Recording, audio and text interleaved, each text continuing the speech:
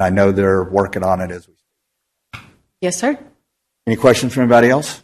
And we'll vote on this later in the Correct. budget. Thank you, Casey. Thank y'all. Agenda item G2, hold public hearing, discuss, consider, and act to recommend the Town Council to adopt Ordinance 1024, amending Chapter 102, entitled Zoning, and establishing Article 9, entitled TC, Town Center Form-Based Development District, providing new regulations and rules for development within the town of Westlake, Texas, providing a penalty, providing a cumulative clause, providing a severability clause, providing a savings clause, authorizing publication, and establishing an effective date. Alexander, that was a lot. Thank you, Honorable Mayor. All is well. Town Council, good evening. This, again, is a request from the Department of Planning and Development to create a new zoning district entitled TC, Town Center Forum-Based Development District. To provide some initial considerations, it's important to note that the town of Westlake, it does have a very competitive and a very strategic position within North Texas, and particularly its location along 114. It is a gateway to the airport, and it's also a gateway to a lot of the corporate headquarters and campuses that are in Plano and in Frisco. But that does not take away from the corporate campuses and partners that we have in Charles Schwab, Fidelity, and Deloitte. And it's important that we consider zoning in a way that honors and respects that strategic location. The town of Westlake must also be intentional about development and placemaking. That's within the branding of the town, being distinct by design. And then finally, the strategic plan, it identifies the creation of a mixed-use zoning district as a key priority to accelerate economic development. And there again is Charles Schwab, kind of showing that gateway on the western side into the town of Westlake. Thinking about town center characteristics, traditionally it's a focus on an edge and a center, that the closer you get to the center, the more intense the development. The further you go away from the center, the less intense the development. And it's a balance on character and a quality of the public realm. And it is also creating an environment where residential, commercial, and civic uses, where they can coexist in adjacency and serve local and regional needs. Some of the lessons that were learned before putting together the provisions of this proposed zoning district is that land development regulations, they have to be predictable and they have to be flexible. Civic space must be provided that is meaningful to sustain neighborhood activities and life. And parking must be integrated in a way that supports walkability and safe thoroughfares. So again, that edge to center, normally a 5 to 10 minute walk. So inspiration for the zoning district, it primarily came from 4 areas. One being Cambridge, Massachusetts, their mixed-use development district, Kendall Center. Fayetteville, Georgia, Trilith, which is home to Trilith Movie Studios. Fort Worth, Texas, the shops at Clear Fork. And Plano, Texas, both Legacy and Legacy West. How this code is structured, it is a form-based development code. It's a little bit different than the other planned development districts and the other zoning regulations that have come before the town council. In particular, this code, it focuses not just on use, setback, and on heights to create an urban space that is walkable, that is attractive. It also focuses on the form of the building. In terms of the application of this proposed zoning district, it can be applied throughout the entire town. It is not an overlay district. A property owner or a developer must make a request formally and go through the public hearing process to apply this proposed zoning district on their property. And in particular, there are 3 distinct town center zones, and those I will go into a little bit more detail, but it is to create that walkable mixed-use environment that the strategic plan stresses. The purpose of this zoning district, again, is predictable building regulations and building rules. But the idea is that we create an environment that is attractive, that is walkable, and has a mix not of uses, but rather experiences, residential, commercial, and civic. In terms of the development review and approval process, a regulating plan is required, and that is almost akin to a master plan. That would be required for any proposed development under this zoning district on 3 or more acres. And so with that being said, it allows the Planning and Zoning Commission and Town Council to see the thoroughfares, the infrastructure, the civic space, how that's all being proposed and laid out. The Planning and Zoning Commission will provide a recommendation. Town Council would review and provide approval.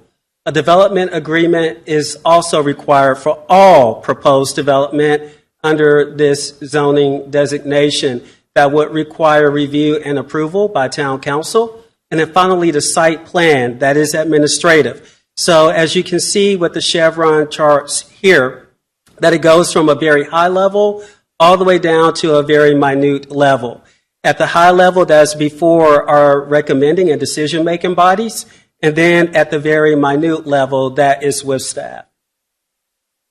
In terms of those regulating plans, again, 3 or more acres of land. This to guide infrastructure strategies, civic space, land use allocations, and there could be additional considerations for landscape, architecture, and architecture if desired by the property owner or developer.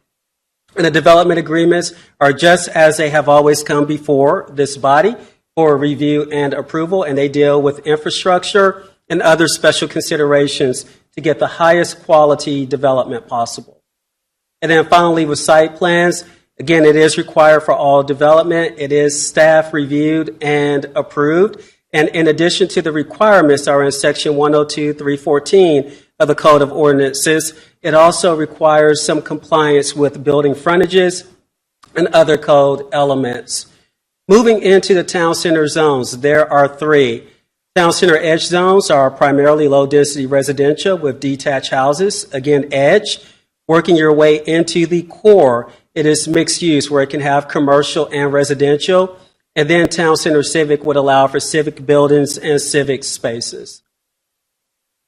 These are examples of potentially what these various areas could look like under this proposed form-based development district.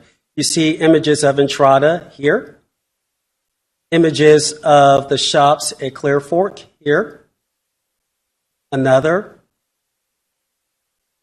And getting into the building height waiver overlay district, this is very similar to Entrada and to Front 44 when it came before you previously, and that essentially there is unlimited building height. So that higher intensity development occurs within proximity to State Highway 114 and State Highway 170.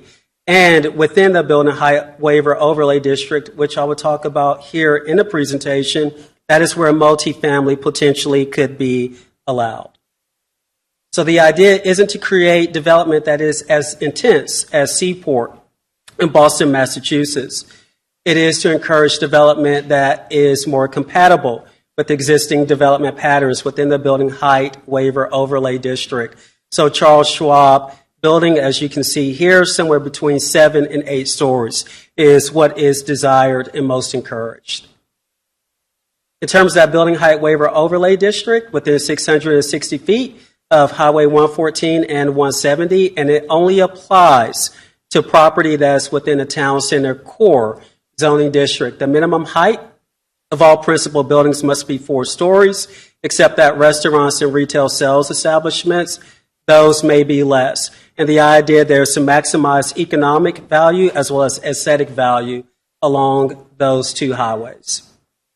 In terms of thoroughfares and sidewalks, they follow the specifications that are already in the Code of Ordinances primarily, with the exception that sidewalks must be a minimum of 12 feet in width for non-residential activity. That's to allow for cafes and for commercial operations to spill out onto the sidewalk, and then a minimum of 6 feet where there's residential activity, and that is based on the best practices and lessons learned when it comes to mixed-use development.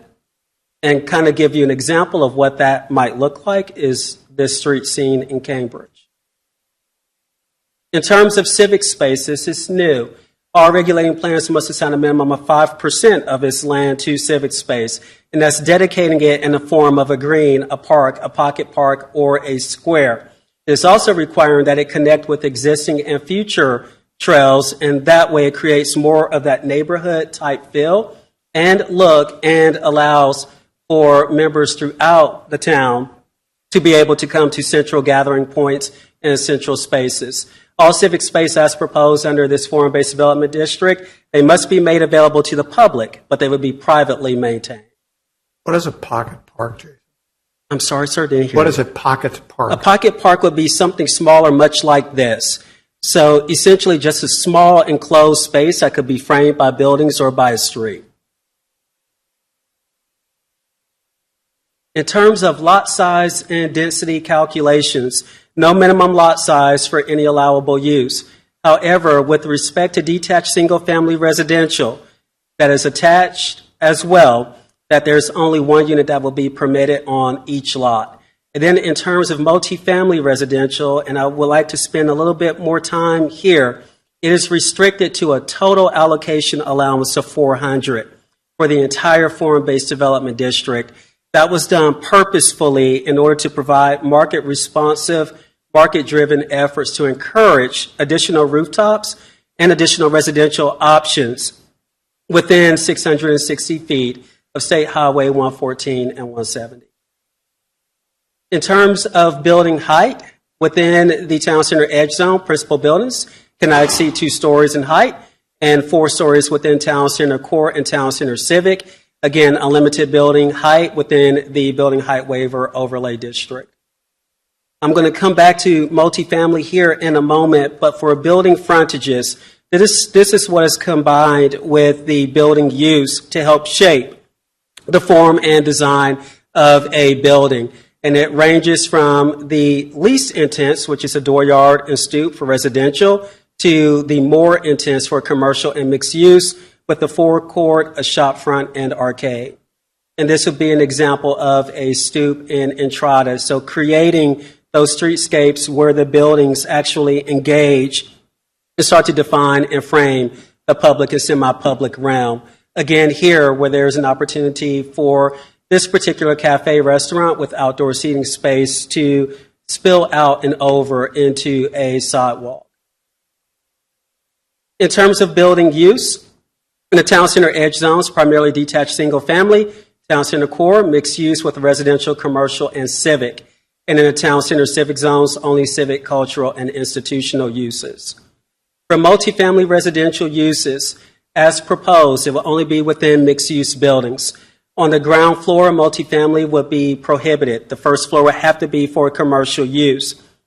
The Planning and Zoning Commission, when I get to the recommendation, they did have a slight modification that they wanted to make to this particular provision. Multifamily residential parking must also be within a parking structure. And again, it's limited to an allocation allowance of 400 units. And here's an example from South Lake potentially of what that could look like, since that the ground floor is for residential use here, but as proposed under this forum-based development district, it would be for commercial space. Another example, and here with parking on the ground floor, and again, that would be replaced by commercial use. And it will look more like this. In terms of parking, want to be more flexible, that residential requires a minimum of 2.0 parking spaces within Town Center Edge, minimum of 1.5 within Town Center Core. That's to ensure that there is enough parking for visitors for multifamily residential. Office and retail, 3.0 and 4.0 respectively for every 1,000 square feet. For bed and breakfast, that's up to 5 rooms, 1.0 for each bedroom, up to 5, in addition to the parking requirement for the dwelling unit, and that would help deal with short-term rentals. And then for a hotel, that number is the total number of bedrooms, which is 1.0 parking spaces for each, in addition to any area that's for food service. For other uses, that must comply with what's already in the Code of Ordinances. It also allows for parking studies and valet programs to help with providing more creative options for parking. I know that was a lot. Let me pause there to see if there are any questions so far. So a couple questions. So in terms of, you said that any existing property could apply to use this zoning instead of what they currently have. And you also said there's 3 different types of zones, right? Would they then have to incorporate, does any project have to incorporate all 3 zones, or could they pick and choose? They could pick and choose one or more than one. And the idea with structuring it like that was to take a page out of the zoning ordinance for the city of Atlanta, Georgia, which instead of overhauling the entire zoning ordinance, they created additional options for more flexible and contemporary development. That would be the idea here in creating more of those transitions and land use intensity as appropriate throughout the town. And then the other question was with the multifamily and the 400 limit, that's on all areas that are zoned to this. It's not just per, like for each one. It's that is correct. Cumulative. It is cumulative for all property. All of Westlake. To be all a of little more simple. Westlake, if adopted. Yes, sir. I want to make sure I understood something you said. Are you saying that there can be more than one? Yes, sir. And it could be either edge, it could be core, or it could be civic. Right. But could we have 2 edge? You could. Or So you, we could have 5 town centers. you really could. And then the edge would be primarily for detached single family. And so that baked in with the regulations that are in place, if we think about the development review and approval process, going back to the Joint Town Council and Planning and Zoning Commission meeting earlier this year, that starts to bake in the predictability. So when I get to the architectural standards here in a moment, those are all spelled out. And now developers and builders, they know what's required of them architecturally, plus what's required of them in terms of site design. And then if modifications are needed when you get to the site plan review and approval process, that has been baked in as this is a base zoning district. So this is going back to what we reviewed several months ago. Another step forward in giving developers opportunities with clear design requirements. Yes, sir. Before they start knocking on it. Yes, sir. And then it also streamlines the development review and approval process because now all of the rules and regulations have been made known and potentially codified if this is approved. Thank you, Jason. Yes, sir. This is a simplification. As much work as you've put into this, right? It is a simplification for our developers. Yes, sir. I know it's pretty long, but I want to make sure that we explained carefully all of this because essentially it could replace all of the residential detached single family zoning districts and the commercial zoning districts. This is an example of what a mural could look like as part of the signage. And in terms of building materials and configurations, simplifying again that the focus is on building walls, the roofs, the openings, and the attachments. There isn't anything within the proposed regulations that deal with exterior finish that could be dealt with in the economic development incentive agreement or development agreement. But now all of the standards for design are in one page or in one place, and they're within 4 to 5 pages. And that builds upon this. In terms of exceptions, there are 6 that the town planner could not consider. So that way it ensures that the form-based development district, that it remains true to form. The maximum density and ratios, they cannot be increased by the town planner. The maximum building height cannot be increased by the town planner, nor can the maximum building setbacks, the minimum habitable space for residential units, or the maximum allocation allowance for multifamily residential units. And then finally, the design considerations for shop fronts, any modifications that would have to come back to town council for review and approval. So this zoning district, it is in alignment with the vision, the values, and expectations for development and growth in the town. The Department of Planning initially recommended approval as originally proposed, and that's why there are two sets within the packet. The Planning and Zoning Commission, they met on June 11th, and they conducted a public hearing and recommended the following. That town planner be replaced with town manager or their designee in terms of any modifications to site plans, and that there be a clarification to multifamily residential units and mixed-use buildings, i.e. that the first floor commercial uses will have to have a minimum depth of 40 feet. And these are the options available to you. I'll pause there to answer any questions that you have. What was that last recommendation about the 40 feet? The depth of 40 feet, so that would allow for a little bit more flexibility in the design of buildings. So if they want to place parking behind the commercial uses, they could do that. I see. One other question I had was what you had said, that this could be applied to other developments and it could be applied to our residential areas. So what is that locking us into? I mean, I don't recall what you said about like minimum lot size, minimum house size, things like that. Because if we're going to apply this, if there's any land left, I don't believe really so, but if there is any land left where a residential development would be able to come in and they could use these stipulations, I'd like to understand that clearly. Yes, ma'am.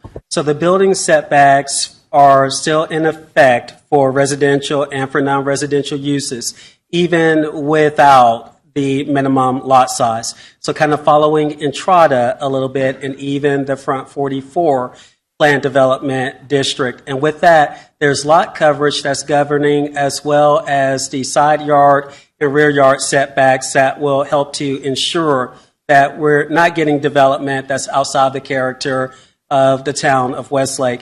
The other thing that I will posit for the town council to consider with this proposed zoning district is that even though it can be applied in different areas, that request still must be formally approved.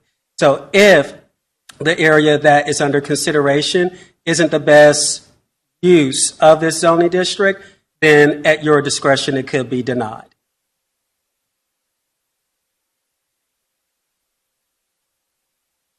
Any other questions?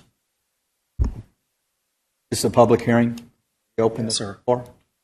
I'm going to open up to a public hearing. Does anybody want to comment? I'll close the public hearing. Any other questions from council? Can I get a motion to approve ordinance 2002-4 as presented? Moved. Second? Second. All in favor? Aye. Any opposed? Motion carries. Jason, excellent job. Thank you. Thank you, Jason. Regular agenda items. H.1, consider and act to approve WA Resolution 25-15 adopting the proposed budget for fiscal year ending June 30th, 2026, including committed and assigned fund balances. I think there's any other questions or is there any other questions on this? Have on the budget? You're ready to answer. I'm ready. If y'all were just so focused on the academy budget while Jason was questions that popped into your head. Any questions? I guess I just have one question. Yeah. Michelle, Kelly, are you good with the budget? I think Casey and Marlene and Wade and all of the board members who weighed in, I think we had a really productive meeting and kind of came to a product that I think we're all pretty proud of. So. I'd like to recommend for consideration for next year that you make the presentation. Kelly. I can do that. Yeah. I think. We'll see. Yeah. No, I like that. I think that ownership. Listen, I know this was difficult as we continue kind of this multi-year journey to get everything kind of flushed out. 2 cycles is not that long in the whole scope of things. And I am very pleased with where this came out. And I know we got the town budget coming up. Casey and Wade, I want the same diligence that we had on the school budget. I want to look at every expense, every spend, and make sure we feel as comfortable going forward and just continue to improve the process. But I really do thank all of you guys very much for this. All right, so I make a motion to approve the budget then. All in favor? Oh, second, sorry. Second. All in favor? Aye. Aye. Any opposed? Motion carries. Great job, y'all. Thank you. H.2, consider adopting WA Resolution 25-17, adopting the employee compensation plan for the 2025-2026 fiscal year, and take appropriate action. Hi, Sandy. Hi.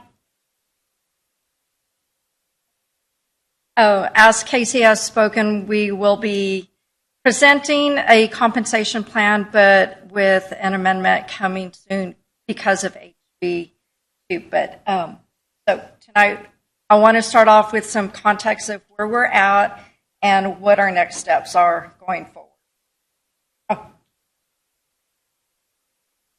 Okay. So for those of you that are new, or if this is a review, I wanted to point out where Westlake currently stands with salary comparisons to our neighboring districts. So if you're looking at the first chart, we're only going to strictly look at where our starting salaries are at. So we are $500 less than what Northwest ISD is, but you can see that we are very competitive with our big districts around us and way ahead on charter schools, any of the IB charter schools. In school world, when we're looking at total compensation, what we do to compare districts from one to another is salary and your district contribution or the academy's contribution towards benefits. So with that, our total compensation, if you look at the salary at $61,000 and then a monthly contribution rate of $505, you can see that we are way ahead of our neighbors. Andy, what is that last one? Imagine International? It is. What is it and where is it? That's a K-12 charter, IB charter school in McKinney. It's actually right around the corner from my house. And we are very, very fortunate here to be, the teachers and staff who work at Westlake Academy are very fortunate to be considered by the board in these ways, because we don't take the compensation that we receive here lightly. We know that it's setting a standard for these types of schools.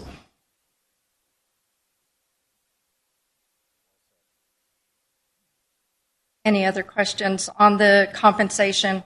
I know a few of you are new, so I just wanted to show where we're at, and then as we're moving forward with the HB changing our salary here, where we're going to land. Yeah, Kelly, just a question. And I should know this, I've been around long enough, but do our teachers realize that our salaries, do they realize this?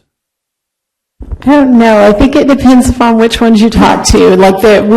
I think everybody is very happy to be at Westlake Academy. I think anytime we're in a year where budget constraints feel tight and there's lots of conversations going on about school budgets, there's just a different level of anxiety around that. But I do think for the most part our staff understands that we are very well compensated in a field where, this is just always a discussion. But I really appreciate, and I know everybody appreciates the fact that our comp schools are the schools around us versus, comparing apples to oranges, which would be IB schools in other areas or, schools that are not competing for the teachers that we're competing for, because we know if we can't offer similar salaries to Keller and Northwest and Southlake,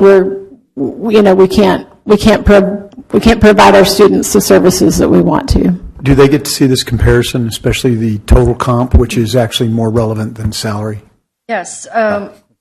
Each year we send out a compensation, and then they have access to it 24/7.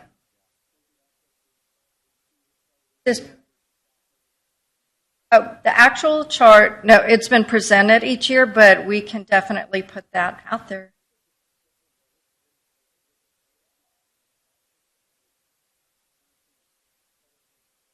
Reality over perception. Yeah.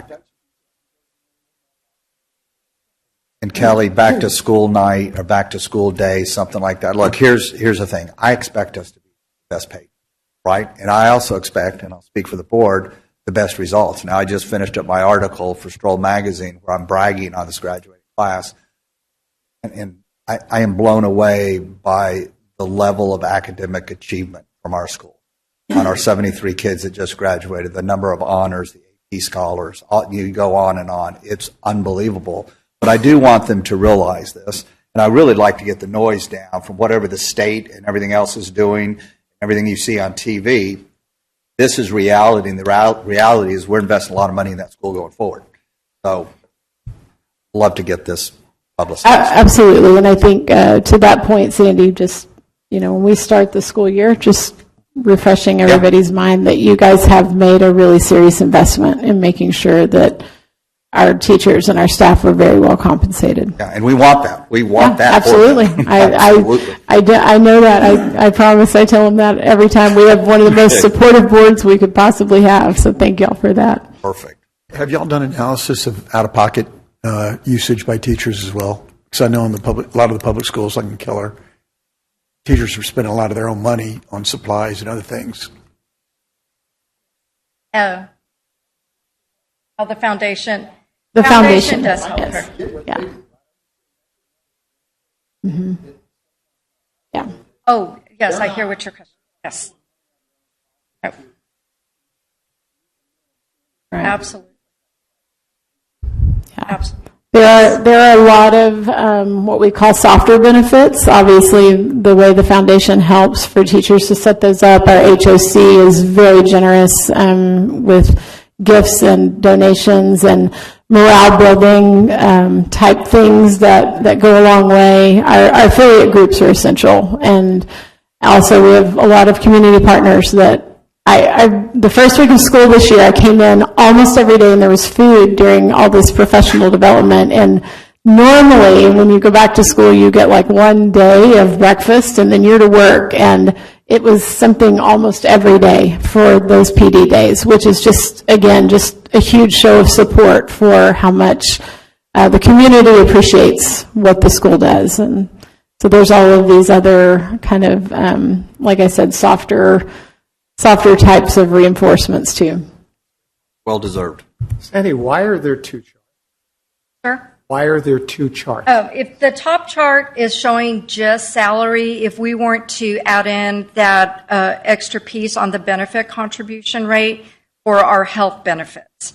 So if we were just looking at salary, we come at $61,000 for a 0-year starting. Oh, I see teacher. what you're saying. As far as, because the numbers are exactly the same, it's just the rankings. Yes. Okay. Well, and then second chart, when you add that high contribution rate, which I wanted you to see, that Northwest is second in line, and that's at $345. Keller contributes $275 towards their benefit costs.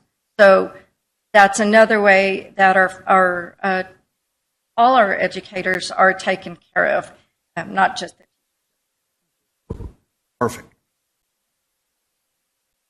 So, of course, the hot news is HB2, and there are many components to HB2, but I wanted to focus in on the compensation piece and what that means for us. So, we know that this was the largest public school funding increase in Texas history. So, we are scrambling right now with TEA, TASB, you name it, just trying to get direction exactly how this has to roll out legally. We received some news late last week, but there are a few components. So they're giving us bits and bits of information that we'll have to come back and obviously amend the compensation schedule.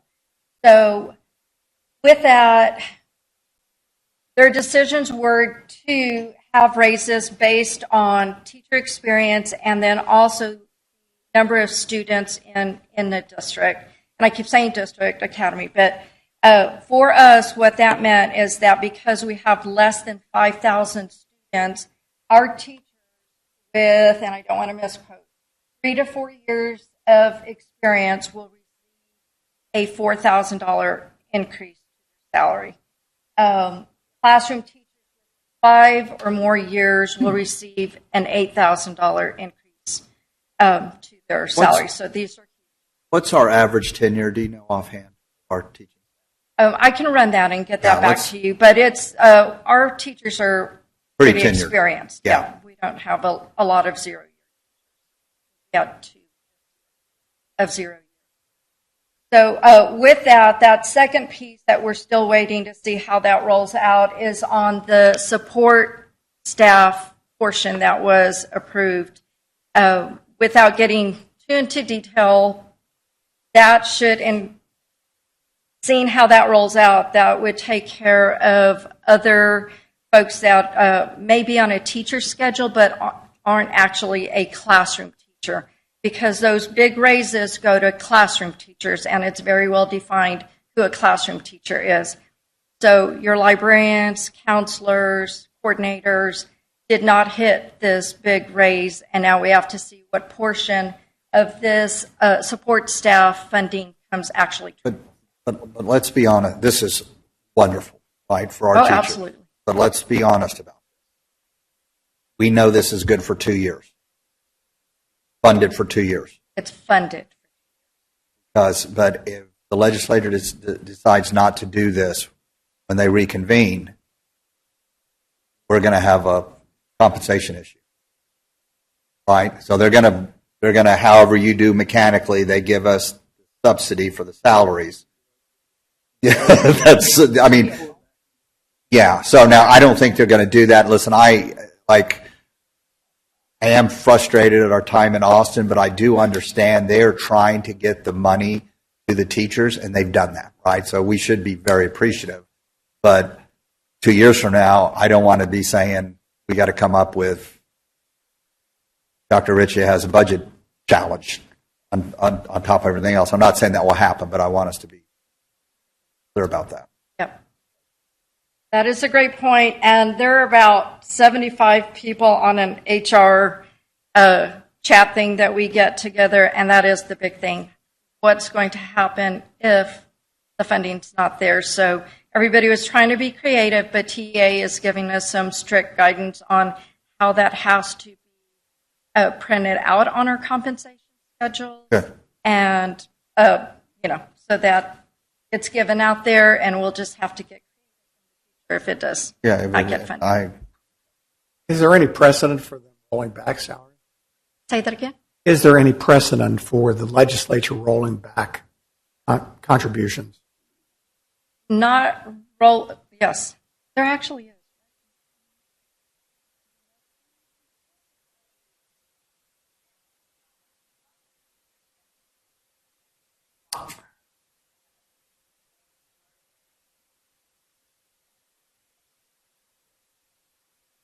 Have they done a salary thing like this before, our legislators? They, in other methods, but not this. Not a direct where this teacher gets $8,000 and they're going to do it monthly. A few years ago, they did one and said you must pay teachers, and I believe it was with 3 to 5 years, a certain amount, but never at this. Okay. It was still manageable. And what gets out of whack and not that is our compensation schedules, because then you'll start seeing 0 in 1 year at a certain and then jump. So we want to align ourselves with what our neighboring districts are doing so that we don't start that competitive edge. We always want to compete, but that we are matching up in what That's what we want to. Yes. This is not up for discussion. This money's going to these teachers. There's not a way to allocate it, which is perfect. Right. It's classroom teachers with this. Got it. Okay. We're still having to figure out what are 0-year teachers and our 1- and 2-year teachers. If how that funding will get for them, if there isn't. Okay. Andy, maybe one more question. Might be Of 5 course, more you're questions, fine. but if we're looking at schools that are more than 5,000 students, I'm assuming that they're going to be different numbers. Correct. Are any of the schools that we put up on that chart more than 5,000 students? Oh, yes. So what's the difference? How much? So are they getting more? We got more. But less. Or less. Okay, that makes sense. 2,500, if I remember right. And yeah, so the nice thing about the legislature is they are prioritizing rural schools, which we are one, which is, and I think we may see some other things come into play. The bigger school districts are bigger ISD. Correct, yep. Keller has, or had, about 34,000 students.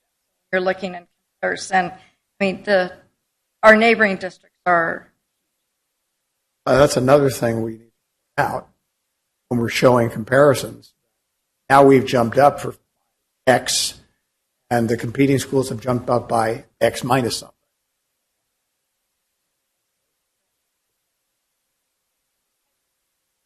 So for today's presentation, all I did was take our 24-25 schedules and roll them over. There were some revisions to the administration schedule, support, academic stipend schedule, summer schedule, and the calendar days. And all those changes were noted in your agenda packet. Were there any questions about any of those?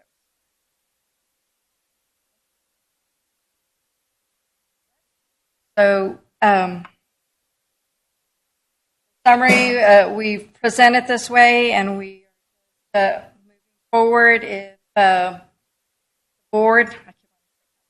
board will approve the compensation as presented with public acknowledgement.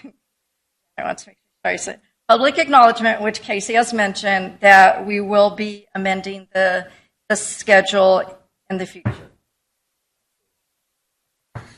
Can I get a motion to approve WA Resolution 25-17? So moved. Can I get a second? Second.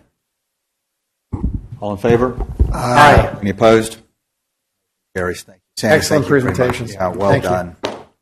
Yeah, and I want to just go on record to our senator and representative and all of the legislators we met with. We really do appreciate it. We're going to be really well prepared for the session in 2 years. And, my first thought when I saw the basic allocation, but I think I do understand. I think we understand what they're trying to do. And they are it was the largest bill ever passed in the state.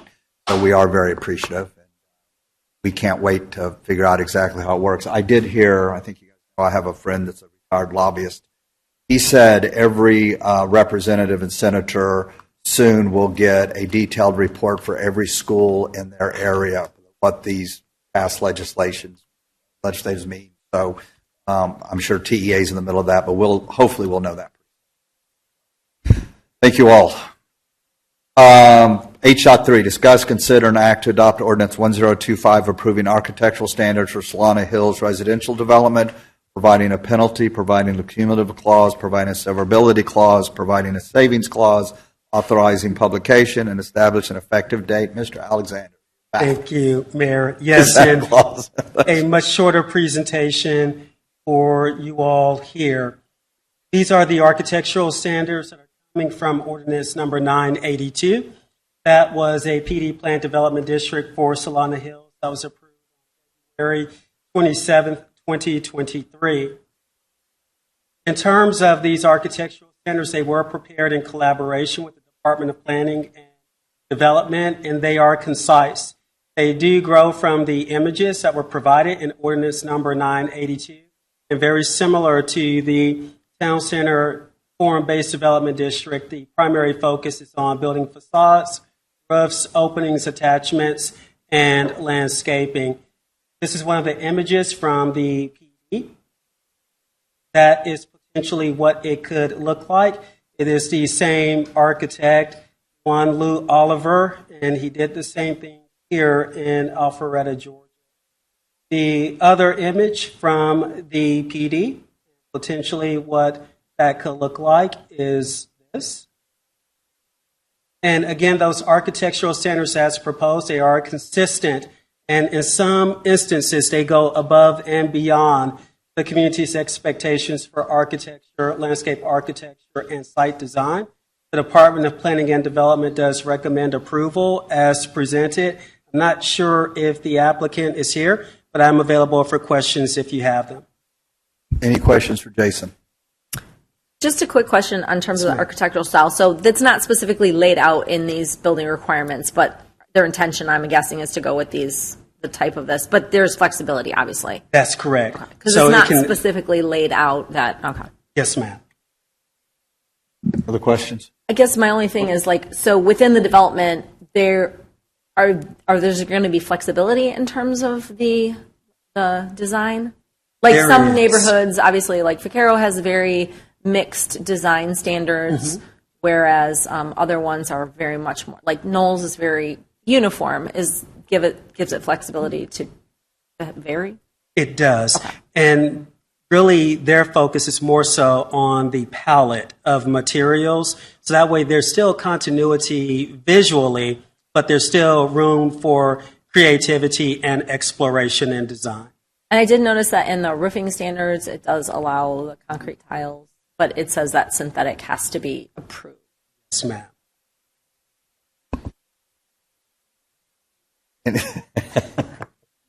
Any other questions? Do I have a motion to adopt ordinance 1025 as presented? So moved. Can I get a second? Second. All in favor? Aye. Opposed? Motion carries. Jason, thank you again. H.4, consider approving WA Resolution 25-18 for Westlake Academy Building Property Casualty Insurance Products and Services to Box Insurance Agency for the period of July 1, 2025 to June 30th, 2026, and take appropriate action. Quick background, we do go out to bid each year for the insurance coverages for the academy buildings and the slew of lists that goes on. We had one person or one company respond, and Box has been with the academy since it opened up. So we have had that partnership for 22 years now with Box, so they are a long partner. So that was the only, yes, sir. We had a couple people ask for loss runs, and not that we have a lot of claims, but I believe part of that, and it's just my opinion, is just we are looking at a higher material type of building, and then also the wide range of coverages that we request.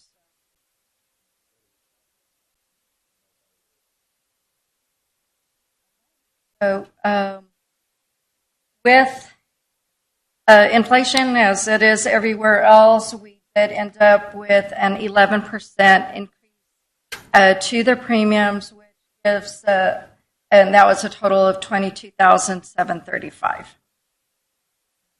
Yeah. Texas. That did. Any questions? Any questions from council? Can I get a motion to approve, to adopt ordinance 1025 as presented? So moved. A second? Second. All in favor? Aye. Aye. Any opposed? Motion carries. Sandy. Saying H.5, discuss, consider, and act regarding Resolution 25-20 to continue and expand the town's partnership with One Digital for employee benefit consulting, wellness strategies, analytic support, and administrative services. Mayor, before we go forward, hang on just one second. Diana, did you have a concern?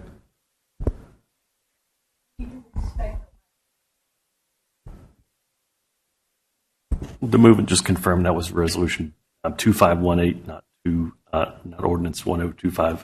I think we had the wrong resolution number in there. Oh, I did, didn't I? I'm sorry. Do I have a motion to adopt Resolution 25-20 as presented? Well, if it's that one, forget it. 18. Second time in a row. Yeah, 18. 1-8. Oh, that's I make a motion to approve. 25. Do I have a motion? Read it again. 25-48. It was written down here wrong. 25-18. 25-18. 18. I make a motion to approve Westlake Academy Resolution 25-18. 25-18. Yes. Can I get a motion? You got one. H4. Can I get a second? Second. All in favor? Aye. Any Yes, opposed? I'm having fun.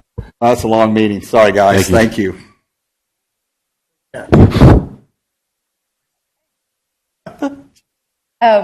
Next, we did also go out to bid for our broker services for our town health and wellness benefits.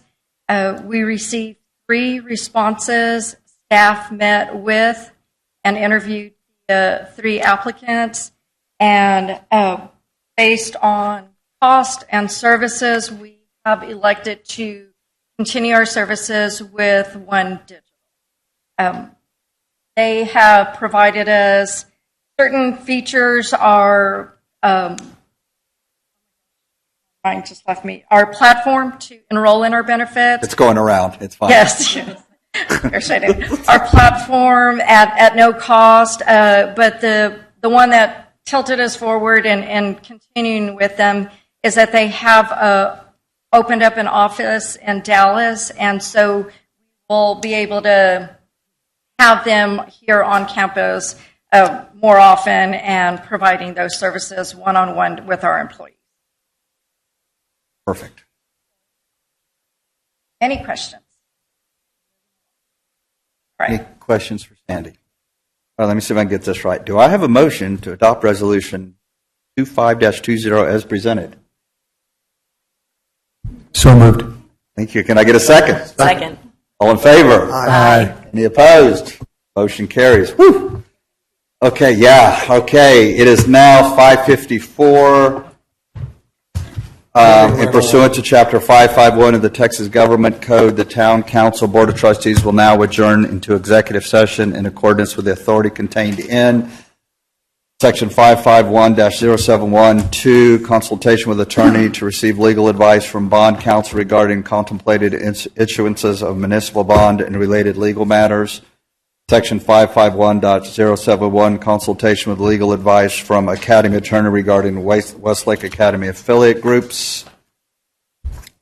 Section 551-071, consultation with the legal advice from the town attorney regarding pending litigation, Vertical Bridge versus Town of Westlake. Section 551-072, deliberation regarding the purchase, exchange, lease, or value of real property, 1, 48 and 52 Gerona and 34 Cortez, Westlake Entrada, and 2, Town Hall lease. And Section 551.0741, deliberation regarding personnel matters to deliberate the appointment, employment, evaluation, reassignment duties of a public officer or employee, board and commission appointments and reappointments. We're testing your My God. It was hard on all of us.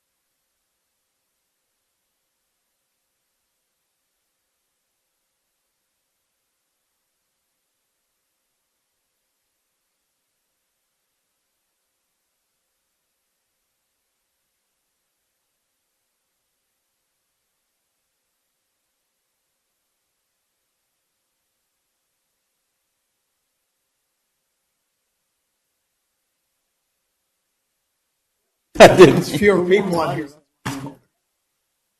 Okay, we are back in session. It's 7:05. We're out of executive session, back in regular session. Wade, any actions needed from executive session? I don't think so. Yeah. Okay.